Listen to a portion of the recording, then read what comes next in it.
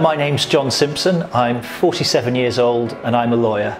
My fitness goals are nothing in particular on the horizon, simply to maintain a healthy lifestyle and to stay in a condition where I can do everything that I want to do.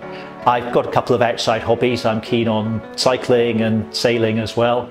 The kind of sailing that I do is quite energetic, and you need to be quite fit to keep it going, and the strength training is really helpful for that. I find that my knees and my ankles are stronger as a result of strengthening all the muscles around them, and none of my suits that I had when I first started training fit me anymore, but in a good way. They're all too small in the shoulders these days, so I've had to change my wardrobe a bit, but I'm happy about that.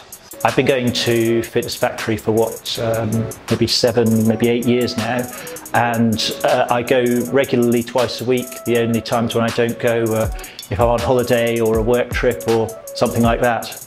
It's become part of my routine.